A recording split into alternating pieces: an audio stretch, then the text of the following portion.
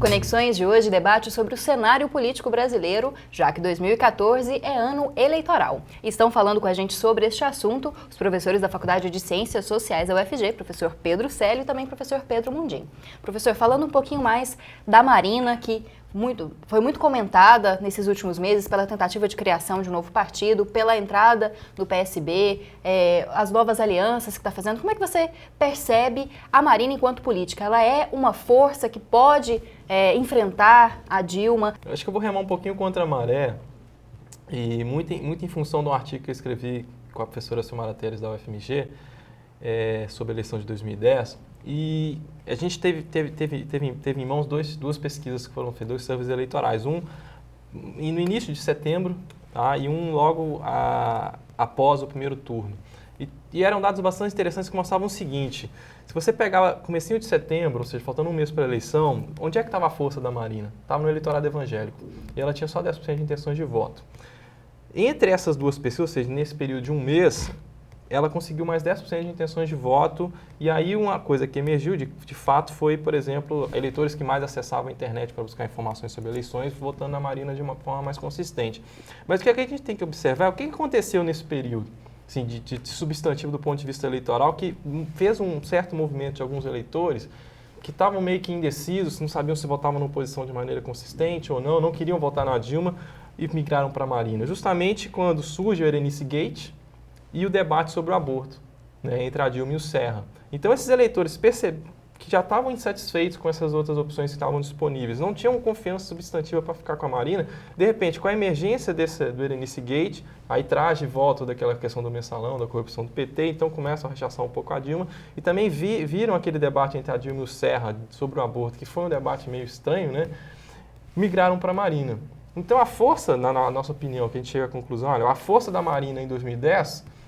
tinha o quê? O eleitorado evangélico, mas que não era substantivamente importante para ela conseguir, de fato, ser uma candidata competitiva, e mais uns 10% que ela conseguiu ganhar depois desses dois eventos. Só que esses dois eventos são eventos ad hoc, que a gente chama assim, né? Naquela eleição especificamente, eles foram importantes. Não tem nenhuma garantia de que em 2014 apareceria algo da mesma forma que levasse a Marina a ser uma candidata um pouquinho mais forte ou mais substantiva para conseguir concorrer à presidência, de fato ameaçar, por exemplo, a Dilma ou um outro candidato da oposição de maneira mais consistente. Tá? Então, eu sempre olho para a Marina e falo assim, olha, ela ganhou uma força, né, com essa eleição, com os 20% que ela teve em 2010, mas menos por conta dela e mais por causa de outros fatores que, quando emergiram, ela estava preparada para receber aqueles eleitores. Tá? Mas ela, assim, no longo prazo, eu não acho que, assim, pessoalmente, eu acho que é uma boa política, defende plataformas com as quais eu concordo, mas do ponto de vista eleitoral, eu não sei, eu teria dúvidas se ela seria de fato competitiva para ser uma candidata que ameaçaria os partidos que já estão lutando aí há mais tempo. E tem outro componente, né, na figura da Marina como política, né? É que ela aparece como candidata a presidente da República, trazendo uma mensagem de renovação, e muito mais do que isso, de inovação mesmo, né? De purificação da política. Era uma dissidente do PT em função dos males, dos males petistas, que a opinião pública tomou conhecimento. Quer dizer, hoje ela não tem mais essa condição, né? Ela não tem mais essa condição. E um outro fator ainda em relação à Marina, que eu também me leva a concordar, a duvidar dessa consistência eleitoral dela para 2014, o outro fator é que ela não tem estrutura partidária. Ela não tem, tentou e não conseguiu. E ela foi obrigada, né, a cair numa estrutura partidária que já tinha dono. Então ela é coadjuvante no atual campo de alianças dela, ela não é a figura principal. A expectativa principal ali é em torno do governador de Pernambuco. Né? Então esse campo da Marina, se ele se aproxima de algum outro campo político já definido, para uma eventual aliança, uma eventual coligação, a figura mais proeminente não é a da Marina, é a do atual governador. Bom, o professor Pedro falou um pouquinho a respeito dessa ligação da Marina com os evangélicos, com os eleitores evangélicos? Como é que o senhor percebe a bancada evangélica que tem crescido nos últimos anos, tem influenciado muito a política na decisão de alguns projetos, na aprovação de alguns projetos, toda essa polêmica envolvendo o Marco Feliciano? Como é que o senhor enxerga a ascensão dessa bancada evangélica e dos políticos evangélicos?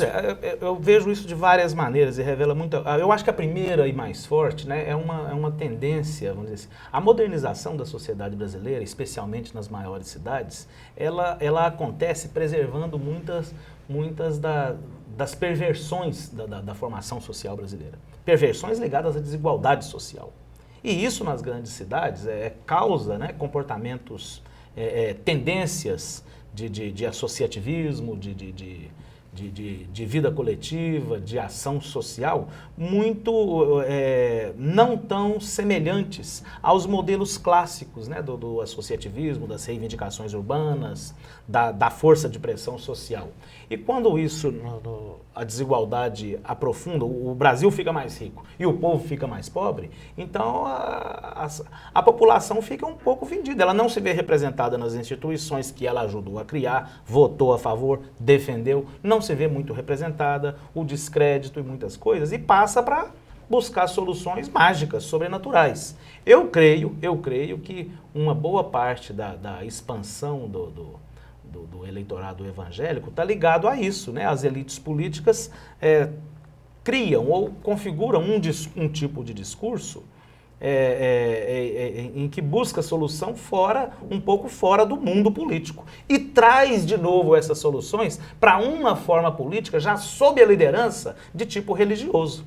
Quer dizer, é uma mistura de política e religião que não contribui com a modernização mais democrática, né? ou que poderia combater de maneira melhor as desigualdades sociais.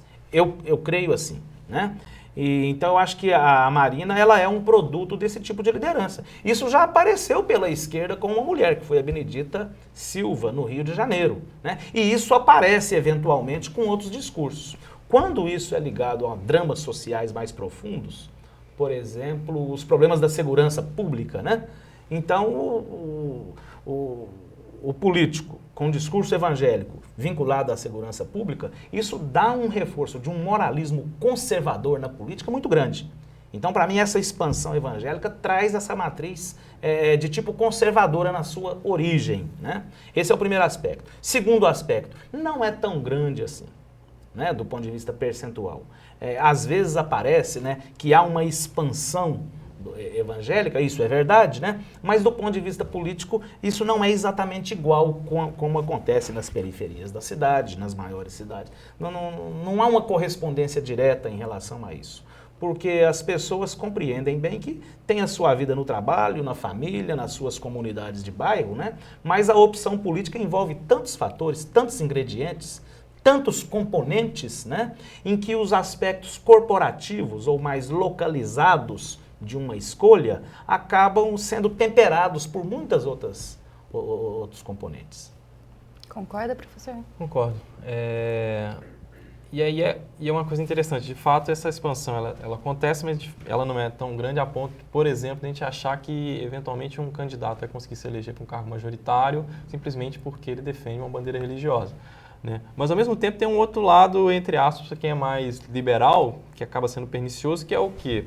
Existe essa expansão para cargos proporcionais, você vai conseguir começar a ter um pouco mais de força política, e isso vai gerar o quê? Vai gerar a necessidade de alguns dos partidos que estão no poder de fazer algum tipo de coalizão com essa bancada mais conservadora.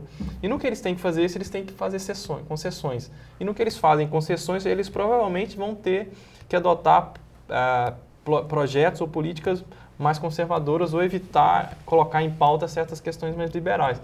Então, assim, isso fica no longo prazo, isso fica uma incógnita. E a questão religiosa, ela é um componente muito importante do comportamento eleitoral, porque se ela está presente na cabeça do eleitor, ela vai ter uma influência muito forte, às vezes mais do que todas as outras. Independente de avaliação retrospectiva, às vezes independente de coloração partidária, tá? Então, a questão que a gente tem que olhar com atenção o eleitorado evangélico e o crescimento dele, mesmo que não seja tão substantivo assim, é justamente esse ponto. né? O quanto que eles talvez não impactem num nível mais amplo, mas às vezes nas questões das articulações políticas nas câmaras legislativas e na maneira como os governos que estão no poder vão estar colocando certas questões em pauta. Então, para um eleitorado às vezes mais liberal, vai incomodar um pouco.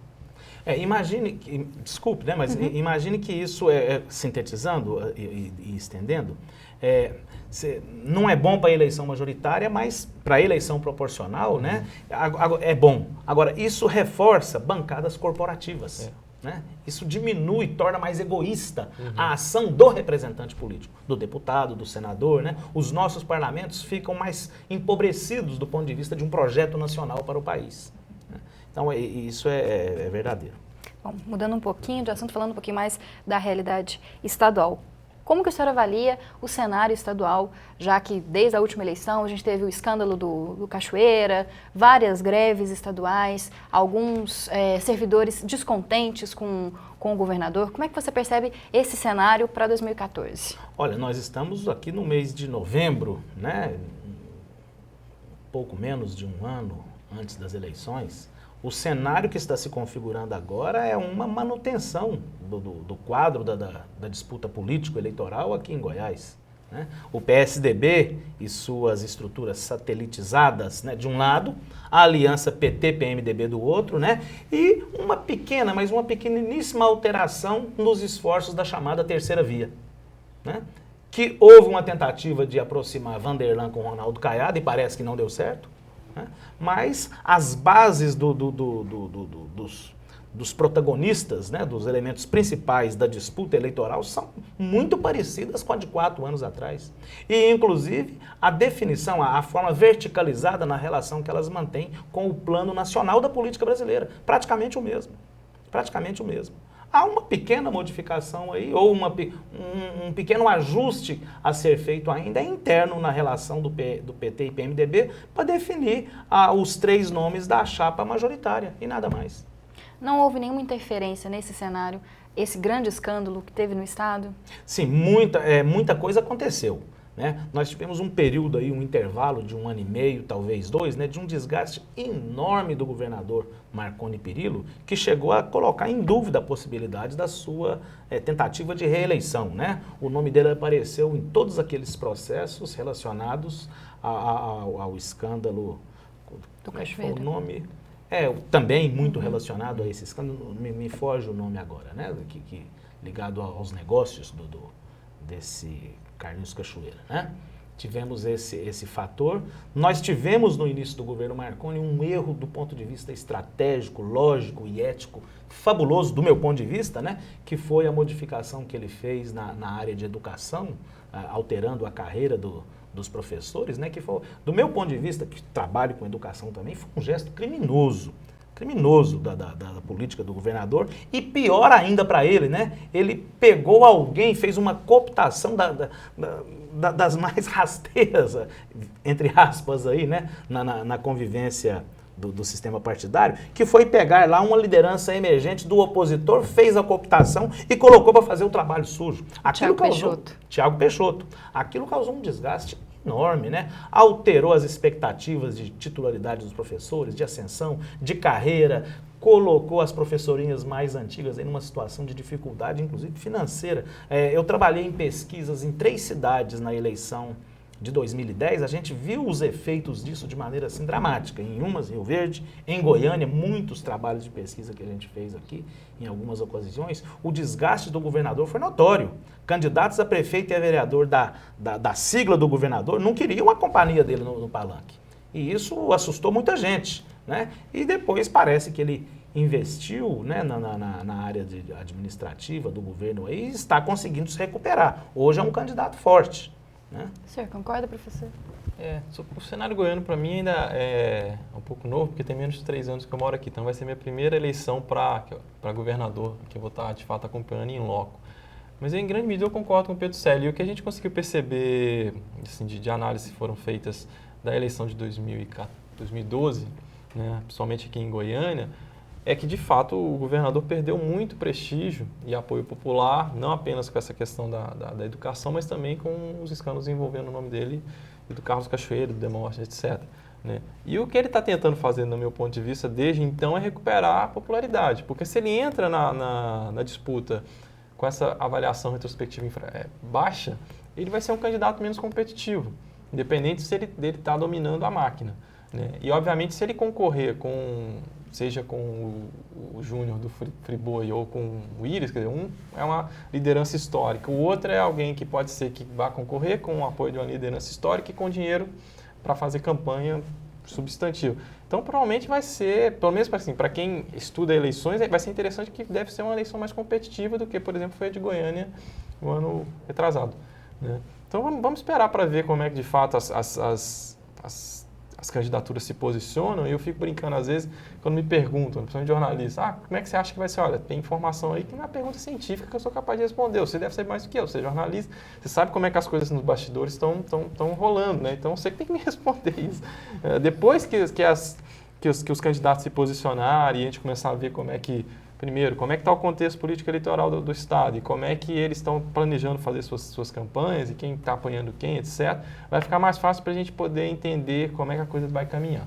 Bom, infelizmente, nosso tempo acabou. Agradeço muito, professor Pedro Célio, por estar aqui novamente. Muito obrigada. Eu gosto muito de vir aqui no debate com vocês, Camila, telespectadores, e estamos à disposição. Estamos lá na Faculdade de Ciências Sociais. Sobre esses temas a gente desenvolve um acompanhamento que nos permite dar alguns pitacos, né, e participar do debate, e sobre outros temas aí relevantes da vida em Goiás, do desenvolvimento regional, da vida nacional também. Temos ótimos pesquisadores e estamos sempre à disposição. Muito obrigada. Obrigada também, professor Pedro Mundim, que está pela primeira vez aqui com a gente. Muito obrigada. Eu que agradeço, também estou à disposição para voltar.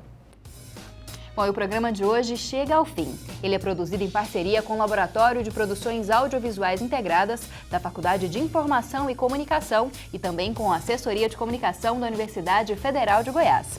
E você também pode ser um parceiro do Conexões. É só mandar perguntas, sugestões de pauta ou até mesmo matérias prontas para as nossas redes sociais ou então para o e-mail do Conexões. E você também pode assistir a todos os programas que já foram produzidos no blog do Conexões. Eu te espero no próximo sábado, às 5:30 da tarde.